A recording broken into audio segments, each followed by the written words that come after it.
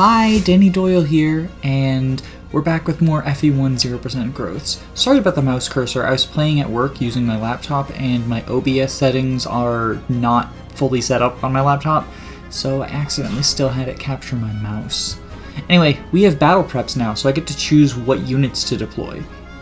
That's the entirety of battle preps, by the way. You might be used to in newer games, you can sort of trade around items. Some games allow you to use promotions or change the deployment slots. I mean, almost every game allows you to change the deployment slots. But here, nope, you just pick you pick what units you're going to use, and those units get automatically put in specific deployment slots just based on deployment order, which deployment order is a thing that the older games had that you'll see in some like older games, LTCs and whatnot. People are really conscious about deployment order, wanting specific units to be in specific places, and the thing like deploy or undeploy them, and deploy units who aren't being used just to manipulate the deployment order. It's I think it's really cool and fun to watch. Shoutouts to Don151 did basically manipulated the deployment order throughout his entire Thracia 776 playthrough just to get people in a specific order that he wanted for the Prison Break chapter. I'm not going to do that. I engage with deployment order exactly 2 times, and they are both near the very end of the game, because for the most part in FE1, all of your units start out clumped up in relatively the same area, and since this isn't an LTC or speedrun, the little like one tile saves of having like a certain person in a specific slot so that they can go like a certain amount ahead just like aren't worth it to me. We do get 2 new units this chapter. One of them is hiding in a village. That's Merric. He is a very important unit. And one of those calves who all look the same is also a recruitable unit. He's Rena's sister. Last video I called Rena Lena, and that's a mistake on my part. As you can clearly see in the old translation patch, she's Rena, R-E-N-A, obviously. So if I call her Lena by mistake, correct me and scold me, because it's unacceptable. Unacceptable. But yeah, I sent a couple people up north because this map has fighters coming at you from the north, and everyone else is sort of rushing to the left to deal with the calves coming from the northwest.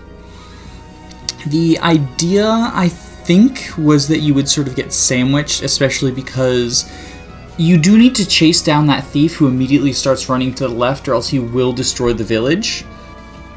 And I actually didn't remember which village had Merric and which village had, I think it's gold or an item. It's something not especially useful. I should highlight that you get so much gold in Fire Emblem 1. It's you will see me constantly just like throw away silver weapons and stuff because gold does not matter. Here I realize that I'm going to be overwhelmed by these fighters if I don't back off, so I back off a little bit. I do still need people over there to like stop them from catching up and sandwiching me, but axes are scary because they hit hard and they don't hit very accurately. So like oftentimes you'll think I'm not going to take as much damage because some of them are going to miss, and then they don't. But yeah, I'm trying to make a formation so that there's Macedonia, there's Machis. That's who we want. The famous Cavalier Machis. I'm trying to make a formation so that I can put Lena behind some people so that she won't be in danger of being killed. Oh, I did it again. I called her Lena, not Rena. I'm so bad at this. I'm so bad at using old names. I mean, you'll have to forgive me. It's Fire Emblem 1. The naming's going to be inconsistent. It's just going to happen.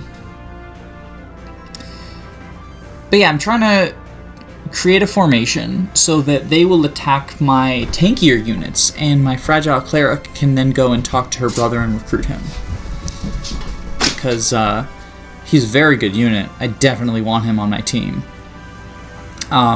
He's a cavalier. Cavaliers are good, obviously. High movement, access to lances and swords, whether you want accuracy or power. You know, it's good. Turns into a paladin. Paladin bases are good.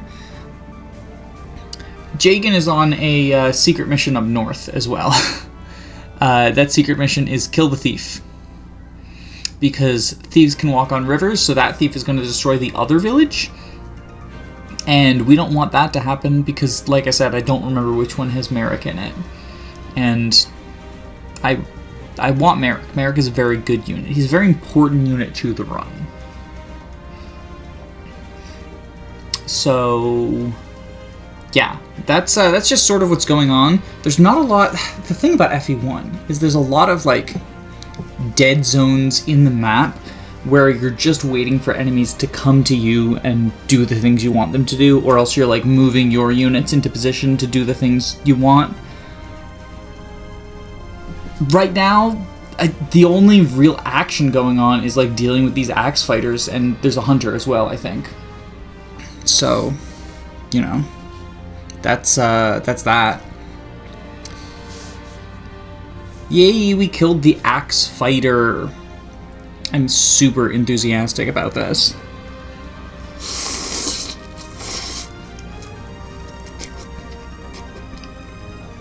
ASMR ramen. Ooh, it's still hot though. Excuse me for eating during recording. It's just, it's gotta do something to fill the dead air. Because if this was just dead air, you know, I mean, what are you watching? What are you watching this for? If there is just dead air, you're watching it for Doga Gaming, obviously, because we're about to see some Doga Gaming. Because here come the Cavs, and oh no, they're scary. They're gonna kill Rena if Rena goes and talks to Mathis. Like, there's 2 horsemen and 2 Cavs that Rena can't convert. So I have to kill the hostile Cavs, obviously, to keep her safe. Like, I have her in position so she can talk to Mathis. Right there. He's there in the middle. So you see me checking to make sure. And then we go Devil Axe action. Devil Axe action. Come on, let's do this. Let's do this. Nope. Yeah, getting doubled sucks. And that's going to be a constant theme, is the Axe Bros are slow in addition to being inaccurate. And axes are heavy, so Sajimaji, Bart, and Daros are... they're going to get hit by quite a lot of enemies. That is a very nice crit, though. Like, that was definitely... yeah, that was very nice. Because I put the Thief in healing AI, I can send Jagan back down to help out with the Cavs who are scary. Rapier deals effective damage against Cavaliers as well, so, you know, that's also good. And I got an Armor Slayer, which I mentioned earlier that I thought you got the hammer early in the Armor Slayer, and you do, but I don't think I've faced any Armor Knights since getting the hammer, so it's kind of like, you know, what's the point? Anyway, what's this? I'm attacking another Cavalier, and then one of the hostile Cavs, because I need to keep Rena safe. I need to, you know, I have it in my head. I need to kill all these Cavs, because otherwise Rena can't recruit her brother. Like, they're dangerous. They're dangerous Cavaliers. They're gonna attack her and kill her. So I gotta just sort of wall them off and kill them. And, oops, I was not paying attention and didn't realize that was Mathis. So, I killed him, and I don't realize it until I check those 2. And then neither of them is Mathis, and I just say, fuck it, he's a bad unit anyway, we'll just move on.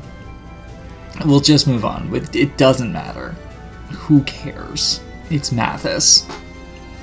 I know I've upset, like, the one Mathis fan in the world. I feel like actually Mathis is one of those bad units that doesn't just have one fan. It's not like Saji and Maji or like Rad and Caesar, Like, Mathis is very memeable because in the remake, he will often attack Lena and then shout out his battle quote of, "Oh, Lena, if only I could see your face one more time before I die." And then he'll fucking murder her. Like, I feel like there are some units that are just forgettably bad. I don't think Mathis is forgettably bad. He's a bad unit, but I think he has a significant enough following. He's got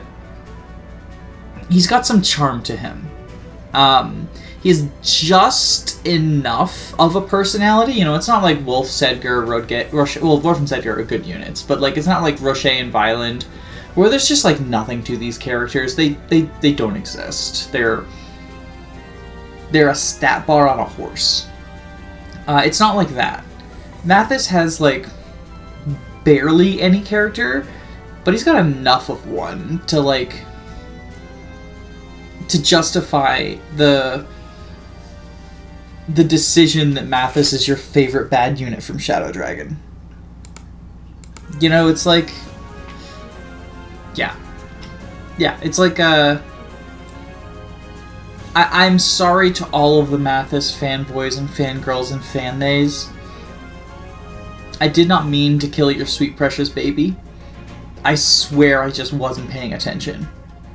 I also wasn't going to reset the map, because god, FE1 is a slog to play. Like, you might not realize it, because, one, I'm only showing the successful attempts of the chapters, and two, I'm speeding everything up 200%. There's the gold. There's the gold I mentioned. Gold is, I mean, I'm going to be spending a lot of gold in this run, but also you get so much gold that, like, money management just is not something I think about. I'm fairly certain I spend, like, hundreds of thousands of gold and still end up finishing the game with hundreds of thousands of gold, and I did not plan out my money management. I planned out very little about this run. Here we go. We decide to send Kane and I think that's Ogma up north. It might be Devar. I can't tell because map sprites. But to kill the thief, because again, he's gonna cross the river, and now I know for certain that Merric is in the northmost house, and I don't want that to happen, because I don't want it to get destroyed. Meanwhile, moving everyone forward to deal with the formation on the bridge of an Armor Knight and 2 archers. I'm fairly certain in the remakes the Armor Knight does not move. At the very least, I have a memory of it not moving, so I wasn't planning on it attacking me, but it did. And then that actually ends up putting Marth in a little bit of danger, but thankfully he dodges the archer, and, well, I guess he would have been left at 1 HP, but it was still scary, because he took half of his hit points total from he took half of his total HP from the, what's it called? The archer. And now we want to box this one in, if possible. I'm attacking from specific angles because I can't rely on my units to actually hit and kill. So I'm moving people in such a way to make sure that I can box in the archer. I think also it was my intention at this point to train up, it would have to be Ogma that I wanted to train, or not Ogma, Navarre that I wanted to train up. I don't remember for certain, but the only characters worth training are the ones who promote, because as I had previously mentioned, you don't upgrade your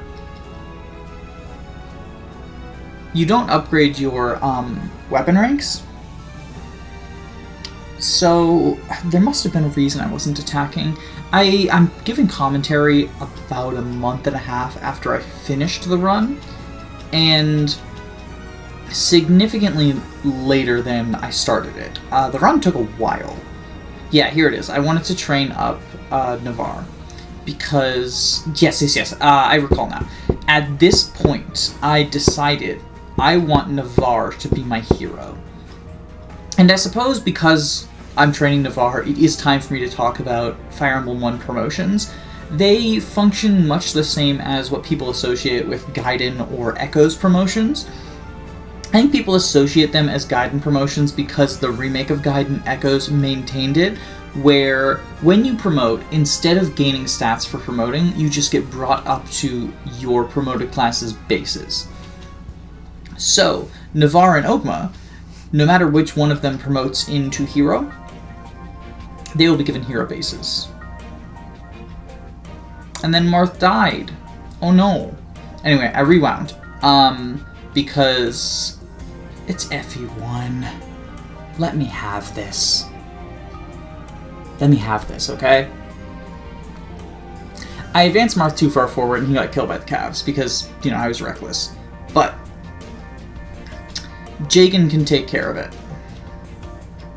I promise in future videos there will be at least less save state abuse. I can think of one chapter in particular where I did use save states, but for the majority of the end game, everything after, like, the desert, I feel like, I didn't use any save states. At this point, I was over a half an hour into the map and made a stupid decision with Marth and just didn't want to reset. So, yeah. I apologize for nothing. This is FE1. And I know that this is just going to upset people even more that I killed off Mathis when it's an invalid chapter clear because I had to use a save state. But it's FE1. Come on. I promise. I'm not going to use save states for the entire run. But also, it's FE1. I did not want to replay that. You see the tedium. Anyway, not much more to talk about until we get to the boss kill. And then inventory management, as is always going to be the case at the end of these maps. Jagan is still the only person I can rely on to take care of these calves. And that's it. That's it. That's the chapter. Like, everyone else is moving around. I'm sending... Oh, right. I send Kashim over to go shopping and supply dropping and all that fun stuff. And then I've got to send everyone up to try and kill the boss. There's going to be a lot of movement. Just moving around. Just shopping. I apologize if this is slow to watch. Oh, right, I wanted to kill the cleric with a cav. I hadn't decided if Kane was going to ever become a paladin yet, but he had more experience than Abel, so I was like, well, it's a free kill, I might as well give it to him.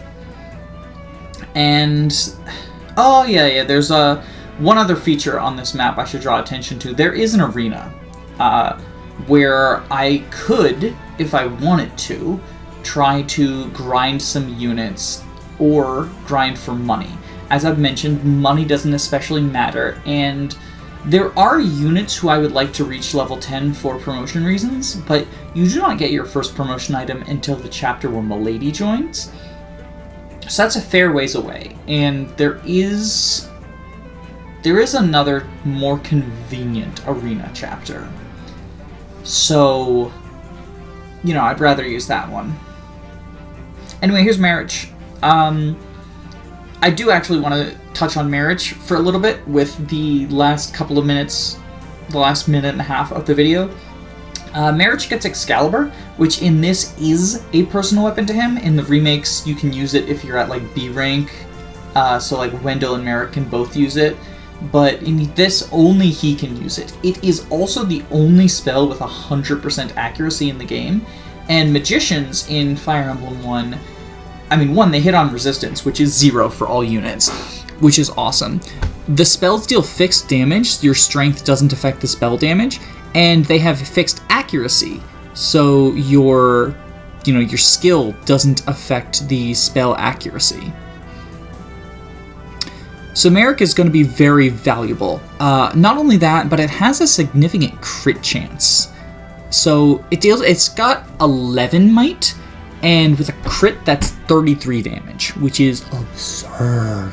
And it has a pretty significant crit chance. If I need to kill someone on turn 1, Merric is almost certainly going to be the best candidate for it. Like if there's a particular unit who I need to kill on turn 1, which there's a couple instances of, Merric's going to be the best unit for it.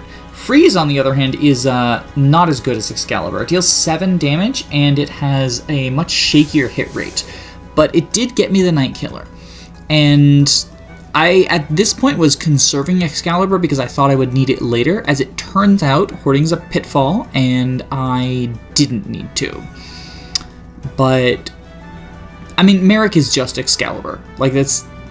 As a unit, his stats don't really matter. The fact that he gets access to Excalibur does.